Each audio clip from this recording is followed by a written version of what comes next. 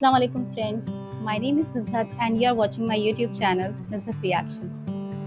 जी हाँ, तो आज है 2 अगस्त एंड कल के दिन मैंने कोई भी वीडियो शूट नहीं किया था फ्रेंड्स, इसलिए मेरी एक भी वीडियो नहीं है कल की।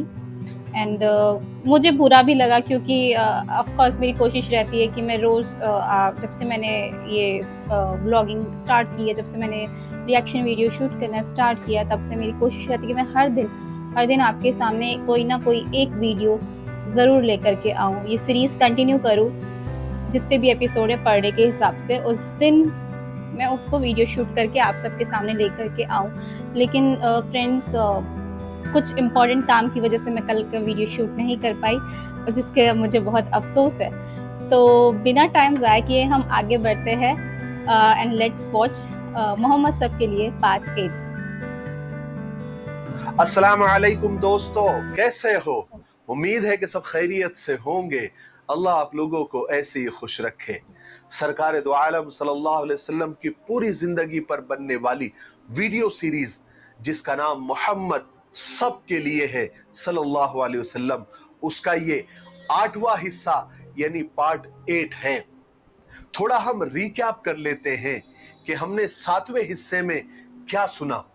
हमने 7वें हिस्से में सुना कि हजरत आमिना के इंतकाल के बाद हुजूर पाक सल्लल्लाहु अलैहि वसल्लम को उनके दादा अब्दुल मुत्तलिब ने संभाला, उनका ख्याल रखा।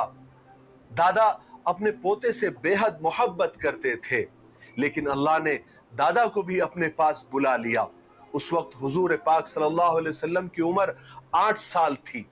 उसके बाद कई ऐसे वाकयात हुए कि यहूदियों के राहिबों, आलिमों, काहिनों, नुजूमियों ने आपको देखकर ही पहचान लिया कि ये आखिरी नबी है। दादा अब्दुल मुत्तलिब के इंतकाल के बाद हुजूर पाक सल्लल्लाहु अलैहि वसल्लम के चचा अबू तालिब के परवरिश में आप सल्लल्लाहु अलैहि वसल्लम आए। आप सल्लल्लाहु अलैहि वसल्लम के आते ही अबू तालिब के घर में बरकतें, रहमतें नाजिल होना शुरू हो गई। चलिए अब आगे सुनते हैं। चचा अबू तालिब भी हुजूर पाक सल्लल्लाहु अलैहि वसल्लम से बेपनाह मोहब्बत करते थे। रसूल पाक सल्लल्लाहु अलैहि वसल्लम अपने चचा अबू तालिब के पास रहते हुए आपको 4 साल बीत गए थे। अब आपकी उम्र 12 साल हो गई थी। आप एक खूबसूरत नौजवान मालूम होते थे। इस थोड़ी सी उम्र में ही आपकी हर बात ऐसी थी जिसे सब देखकर ताज्जुब करते थे और आपकी इज्जत करने पर मजबूर हो जाते थे। आपकी चाल ढाल और आपके तरीके ही ऐसे थे जैसे बड़ी उम्र वालों के होते हैं, तजुर्बेकार लोगों के होते हैं। जब कहीं बच्चे खेलते तो आप भी वहां मौजूद होते, मगर आप साथ नहीं खेलते थे बल्कि दूर से देखते रहते थे। इस उम्र से ही आपकी आदत थी कि आप ज्यादातर खामोश रहते थे, तन्हाई में ज्यादा बैठते थे, न कभी किसी से लड़ते थे, न कभी किसी को बुरा कहते थे। चचा अबू तालिब जब आपकी सब बातें और आपकी आदतें देखते तो उनको बड़ा ताज्जुब होता। यही वजह थी कि चचा अबू तालिब के दिल में आपकी मोहब्बत के साथ साथ आपकी इज्जत भी पैदा हो गई थी। अब चचा अबू तालिब जब भी आपसे बात करते तो इस तरह बात नहीं करते जैसे आम बच्चों से बात की जाती है, बल्कि उस तरह बात करते जैसे बड़े और तजुर्बेकार आदमी से बात की जाती है। उसी जमाने में एक दफा चचा अबू तालिब को शाम का सफर पेश आया। वो तिजारत के लिए एक काफिला ले जा रहे थे। जब काफिले के जाने का और चलने का वक्त आया तो हुजूर पाक सल्लल्लाहु अलैहि वसल्लम भी उनके साथ चलने का आपने इरादा जाहिर किया। चचा अबू तालिब इनकार नहीं कर सके और तैयार हो गए और आपको भी साथ ले लिया। ये मुबारक काफिला जिसमें हुजूर पाक सल्लल्लाहु अलैहि वसल्लम भी शरीक थे, मक्का से रवाना हो गया। रास्ते में ये काफिला कई जगह ठहरता, आगे बढ़ता, यहां तक कि एक दिन ये काफिला शाम की सरहद में दाखिल हो गया। शाम की सरहद पर एक छोटा सा शहर था जिसका नाम बुसरा था। कुरैश के काफिले अक्सर वहां ठहरा करते थे। इस काफिले ने भी वहां पर पड़ाव डाल दिया। जिस जगह इस काफिले ने पड़ाव डाला था, बिल्कुल उसके सामने ईसाइयों का एक बहुत बड़ा गिरजाघर यानी इबादत गाह थी। उस इबादत गाह में ईसाइयों के एक बहुत बड़े मजहबी पेशवा, रहनुमा, आलिम रहा करते थे, जिनका नाम बुहैरा था। कुरैश के काफले अक्सर उसी गिरजाघर के सामने पड़ाव डाला करते थे, ठहरा करते थे, लेकिन कभी बुहैरा राहिब ने उनकी तरफ ध्यान नहीं दिया, न कभी उनको पूछा। लेकिन इस दफा हुआ ये कि जब काफले वाले सुस्ता रहे थे, आराम कर रहे थे, अचानक गिरजाघर से एक कासिद आता हुआ दिखाई दिया। उस कासिद ने करीब आकर कहा कि मुझे आपकी तरफ बुहैरा राहिब ने भेजा है और ये पैगाम दिया है कि आज पूरे काफले वालों को हमारी तरफ से खाने की दावत है, मगर शर्त यह है कि पूरे काफले वाले सबको दावत है और सब के सब दावत में आए, कोई बचने न पाए। काफले वालों को और कुरैशियों को बुहैरा राहिब की इस दावत पर बड़ी हैरानी हुई, इसलिए कि वो हमेशा इस जगह ठहरते थे, पड़ाव डालते थे, मगर कभी हाँ, क्या दावत तो बात है। क्या, हालचाल भी नहीं पूछा गया, और आज सीधे खाने की दावत। आज ऐसी क्या खास वो बात सोच हो में गई? पड़ गए रहेंगे। बहरहाल काफले वाले यही सोचते हुए और सोचते ही रह गए कि खाने की दावत का वक्त हो गया। सारे काफले वाले बुहैरा राहिब के पास उस इबादत गाह में पहुंच गए, मगर इन काफले वालों ने हुजूर पाक सल्लल्लाहु अलैहि वसल्लम को पड़ाव की जगह पर ही छोड़ दिया, ये सोच करके आप बच्चे हैं, आपको साथ ले जाना कोई जरूरी नहीं है। जब ये लोग बुहैरा राहिब के पास उस इबादत गाह में, उस गिरजाघर में पहुंचे, तो एक कुरैशी ने बुहैरा राहिब से पूछा कि आज हमने एक नई बात देखी है, हम तो यहाँ अक्सर आते रहते हैं, गुजरते रहते हैं, पड़ाव डालते रहते हैं, लेकिन कभी आपने दावत नहीं की, तो फिर आज कैसे और क्यों? बुहैरा राहिब ने बात को टालने के लिए कहा कि ये सब बातें तो ठीक है, मगर आप लोग हमारे मुल्क में आए हैं, हमारे पड़ोस में ठहरे हैं, तो हमारा मेहमान नवाजी का हक बनता है, इसलिए आपको दावत की वो है अंदाजा और हो कोई गया बात होगा। नहीं है। लेकिन असली बात ये थी, दरअसल बुहैरा राहिब ने अपनी आसमानी किताबों में, अपनी मजहबी किताबों में पढ़ा था कि हुजूर पाक सल्लल्लाहु अलैहि वसल्लम की और हुजूर के आने की बहुत सारी निशानियां उनके दिमागों में थी, उन्होंने किताबों में पढ़ा हुआ था। इसलिए बुहैरा राहिब जानते थे कि इस दुनिया में इस वक्त आखिरी उम्मत के आखिरी नबी आने वाले हैं। हुआ ये था कि इस दफा जब कुरैश का काफला यहां आकर ठहरा, तो बुहैरा राहिब ने देखा सुभान था अल्लाह। कि एक बादल का टुकड़ा इस काफले के ऊपर साया किए हुए साथ साथ चल रहा है। जहां काफला रुक जाता, बादल भी रुक जाता, और जब चलने लगते तो बादल भी चलने लगता। फिर बुहैरा राहिब ने यह भी देखा था कि एक नौजवान जब काफले से अलग हुआ तो बादल भी अलग हो गया और उस नौजवान पर साया करने लगा। जब वो नौजवान दरख्त के नीचे जाकर बैठा तो वो बादल दरख्त के ऊपर भी आकर साया करने लग गया।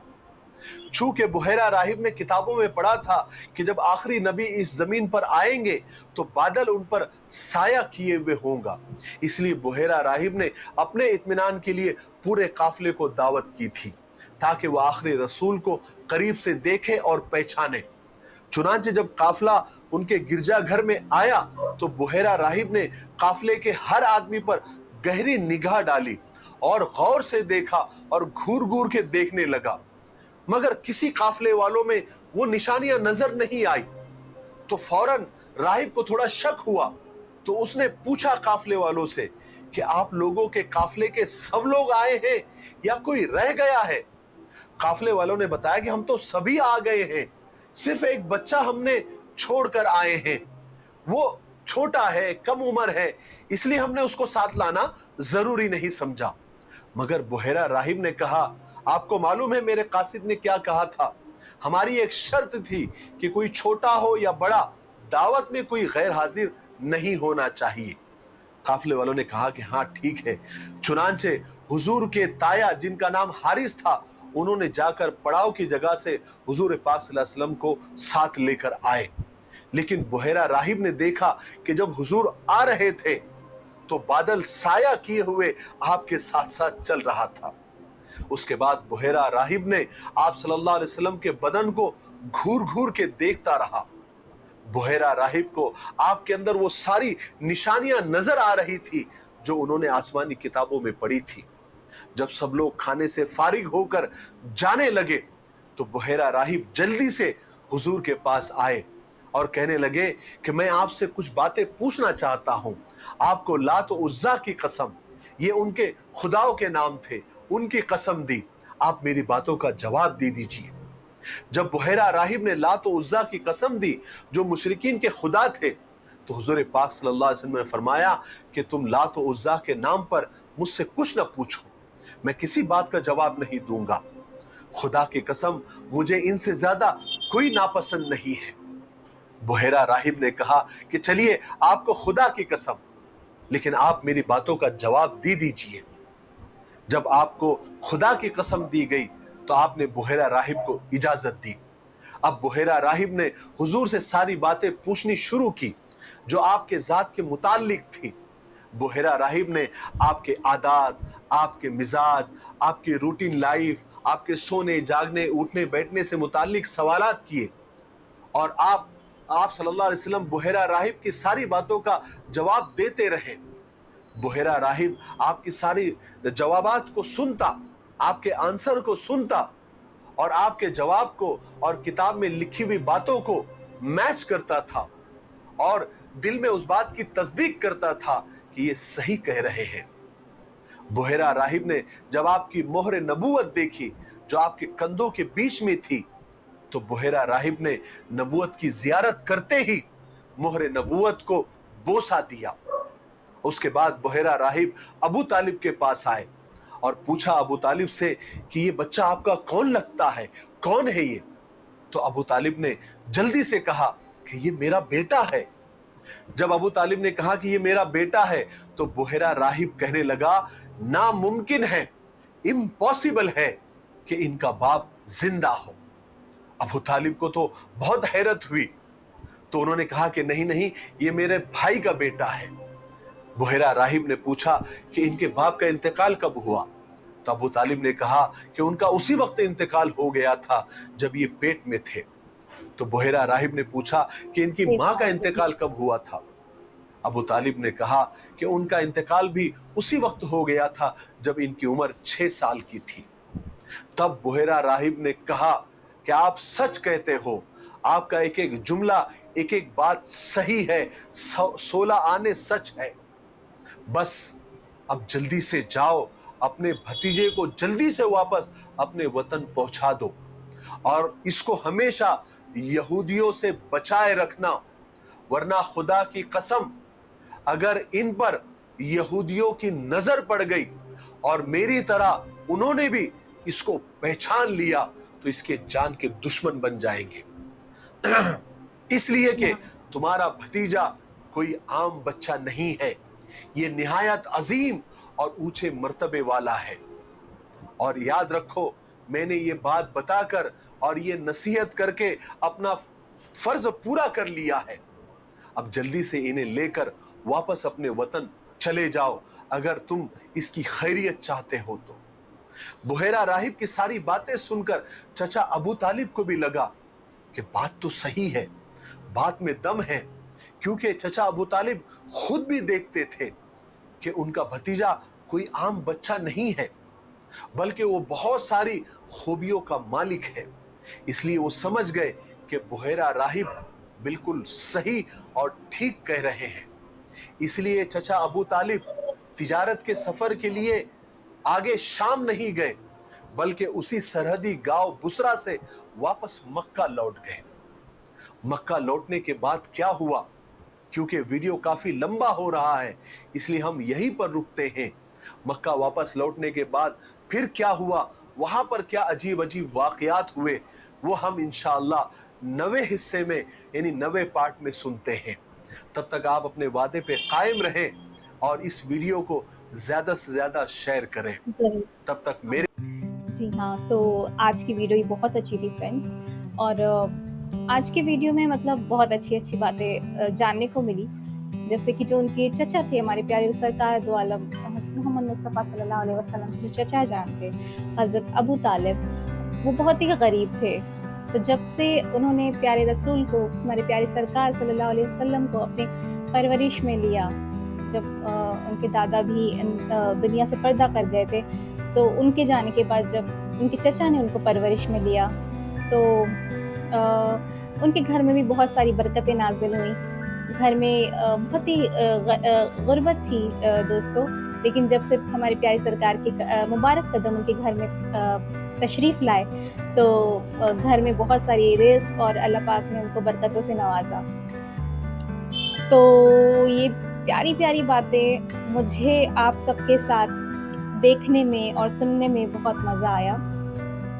آئی ہوپ آپ کو بھی اتنا ہی مطلب اس چیز کو, اس جو مفتاحی صاحب نے پیارے سرکار کی زندگی کے اوپر جو اتنی محنت سے یہ ویڈیو بنائی ہے, آپ کو بھی یہ سن کر کے جان کر کے بہت اچھا لگا ہوگا. تو چلیے فرینڈس, ہم تھوڑا آگے بڑھتے ہیں.